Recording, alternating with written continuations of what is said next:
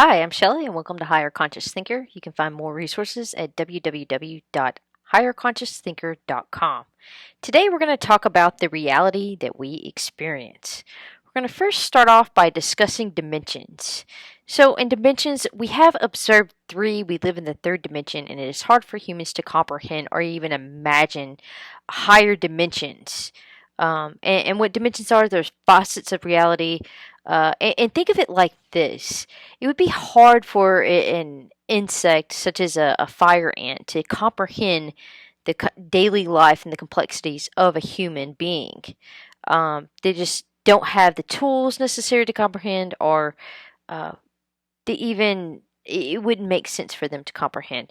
So, to give you an example of the dimensions, here I have this model conveniently drawn out for you.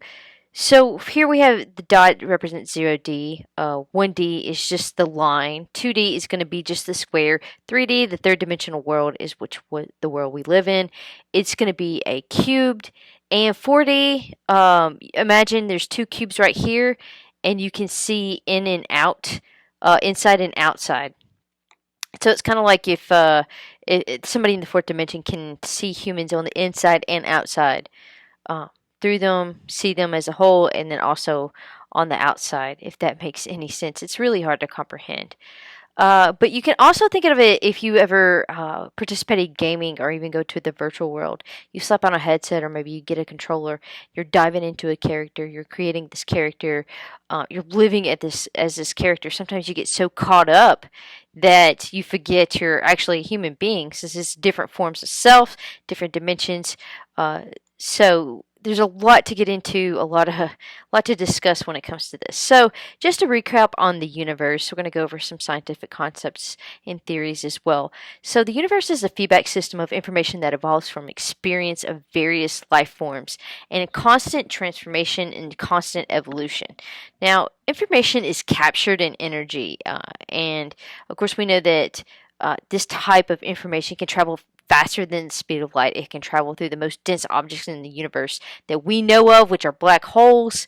Um, and it baffles us to figure this out. And we're talking about information here. It's imprinted everywhere, through time, through space, and it's a way that it's a universal feedback system where the universe is constantly growing from the feedback it's getting from the experiences of life forms. So that's why good and bad and truth really are irrelevant and based on the observer. The universe needs experience in order to grow. They cannot really distinguish what's good and bad. I mean, it can, and it grows from that, um, because it doesn't want to follow a self-destructive path, if you will. So, giving the several different theories, we have the universe, which describes everything around us. And before we dive into these other theories, and the reason why they're called theories is because we do not have the scientific instruments to prove such mass realities on a mass scale.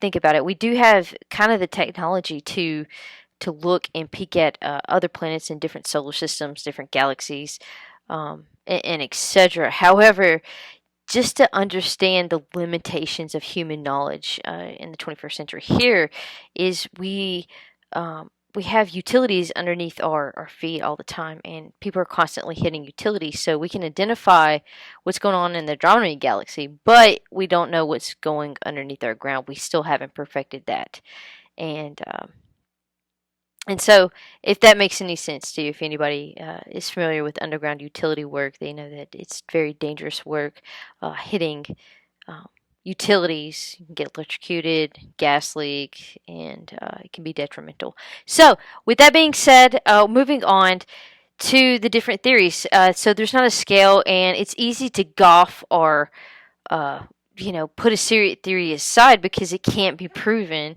But it's also ridiculous to not consider these ideas and what have you, to read about them, because there are parts of them that can be proven. So, with that being said, we have the universe, which describes everything around us. It's consistent of our solar system, our galaxy, multiple galaxies that we see going around. And with that, you have a multiverse theory, which is multiple universe, just like ours. They go in and out of existence per se. So there are many planets, stars, galaxies. We always did doubt everything. No, no, that can't be right. The sun can't revolve around the Earth can't revolve around the sun. That's ridiculous. Always doubting, but to be proved wrong. So you got to come at these with open minds, because even doubters look ridiculous. So there's various evidence that their nature itself is a variety. It repeats itself, but it makes copies, with each one being more unique. With that being said, there's many different planets, stars, galaxies, so why limit to one universe? So think outside the box, like dimensions, multiple universes exist simultaneously. And like I said, we do not have the scientific tools to prove and to actually observe this at this time. And just to throw a little bit of Heisenberg theory out here, Heisenberg uncertainty principle states that it is impossible to perfectly know two properties of a system simultaneously. It's hard to comprehend when you get into that. So, moving on to, we have multiverse theory, and then we have string theory, M theory.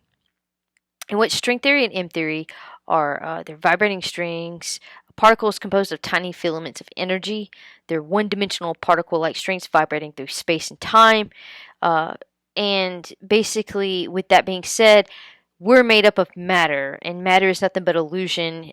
Solid objects are made up of invisible vibrations when you break it down, because the world is of the physical matter. When we break it down, it's chemicals, molecules. Break it down on a subatomic level, it's you get atoms, subatomic particles, and you break that down, you get energy waves. And what that shows us is that, yes, solid objects are basically invisible vibrations. We're make up, and that's why, with quantum physics, tells us we know nothing about reality. Matter is just an illusion of energy and light. And another little fun fact to throw at you is that color is also the vibration and light vibrating at different frequencies, providing you different. It's really kind of amazing how it works. Um, and also the physical world, that is just one expression of a particular frequency. So kind of think of it as a shirt or sweater or blanket, if you will, being sewn together like a piece of thread. The third dimension is just one expression right here of a different vibration, different frequency. But as you can see, there's multiple. It's a whole net of a network. So, with that being said, string theory, it represents in various dimensions and frequencies exist simultaneously in unity with one another. And with that being said, we jump over to quantum physics to dive deep into what quantum physics is. So, quantum physics, what is it? It's used to explain the atomic and subatomic world. It's all about probability, and it cannot be predicted. And that's why it really sends our reality into a whirlwind. And you would definitely want to look up experiments such as wave particle duality, superposition, because what that is states that quantum objects existing, it's the ability for quantum objects to exist in multiple states. Information is transferred from one to another at speeds that seem impossible. It doesn't make sense to the physics as we understand, attached to the theory of relativity. That's why it really gave Einstein a little mind world there. So, with quantum physics, the observer is known to influence and even create the matter, influence the electrons, and in that way create matter. So, what they say is, before the observer, there's not an electron. There's only a possibility of an electron, which a lot of people, it tends to upset them when you say this, because from the understanding, it's not real until you observe it. It's kind of like saying that. But people like to say, hey, I like to know something there is there regardless of whether I'm going to observe it or not. I like to think that it's still there. So, with that being said, humans, we're constantly evolving. We're reaching an evolutionary process of understanding how these mind over matter techniques work. We're diving ahead in quantum computing. Quantum physics is teaching us so much. It's going to enable us to create these complex robots and do help us get rid of all the dangerous work and perhaps level out inequality. Hopefully, we'll go in that direction and start to become more loving towards each other. With that being said, with quantum physics, in the way that some of these quantum healing, if you will, procedures work, patients diagnosed with fatal diseases they use deep meditative states or energy healing, and with energy healing to help cure themselves. And there's so much research out there by neuroscience, cardiologists, physicians, and all kinds of medical doctors that have shown uh, you can reprogram your brain with intent, and it does take practice and it does take dedication, but you can do it. And people can, and with that being said, you can program the matter in your mind. You concentrate hard enough, you can do it. We're made to be skepticals of ourselves, to judge ourselves to a fault, and sometimes we limit our own capabilities, what we have the power to do.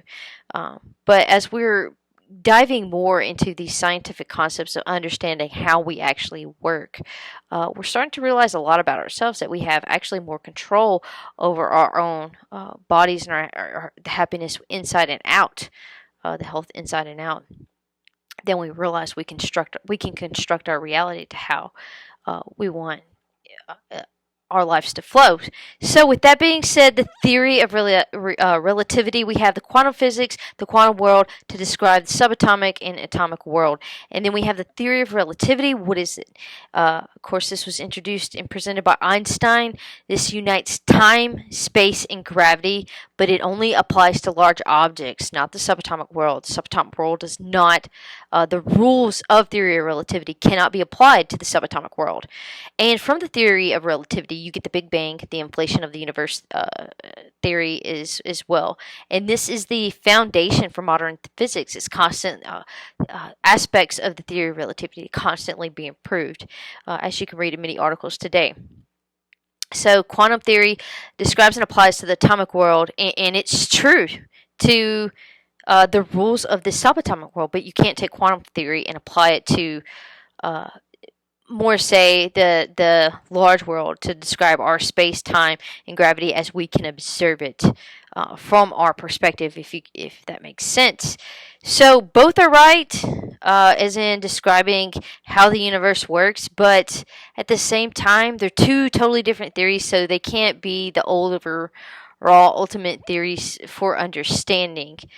There has to be a theory that connects those two categories together, if you get my meaning and my drift. So, with that being said, breaking down energy. Energy, what is it? Energy is everywhere. It makes up everything.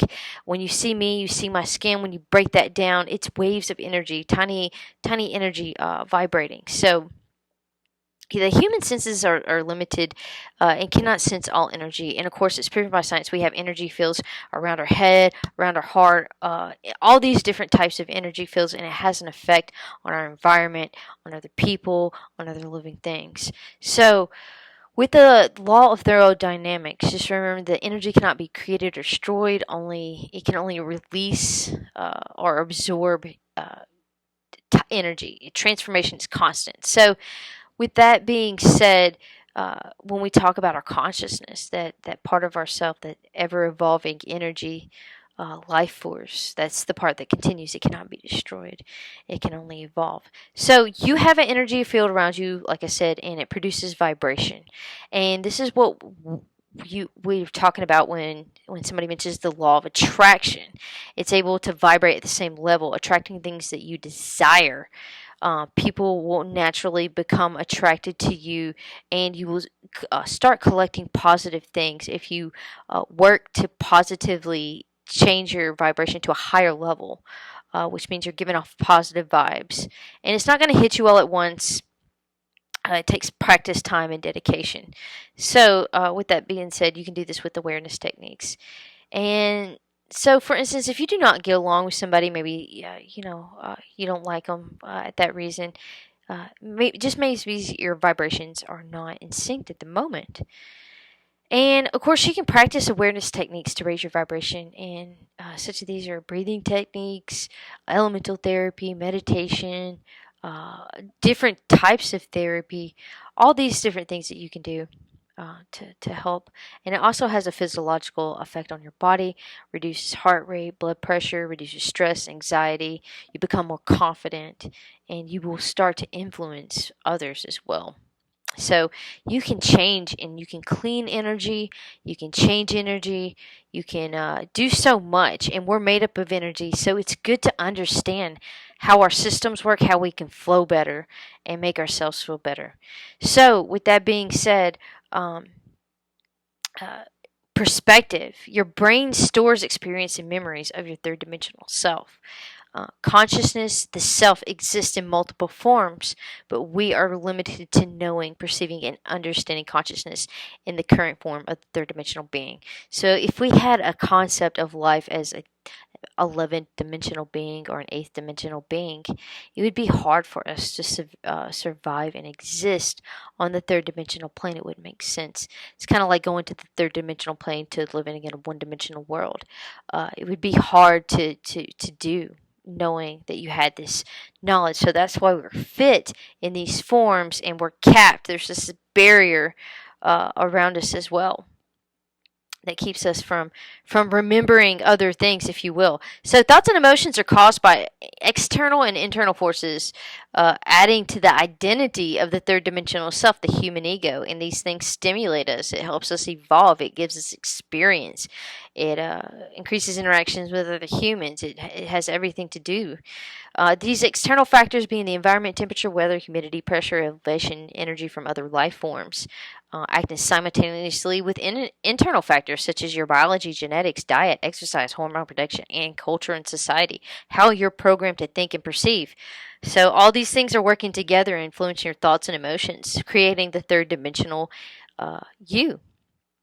And the imagination, it helps you create the world. It's a tool that you can create to create. And with the imagination also brings out things that you have maybe imprinted.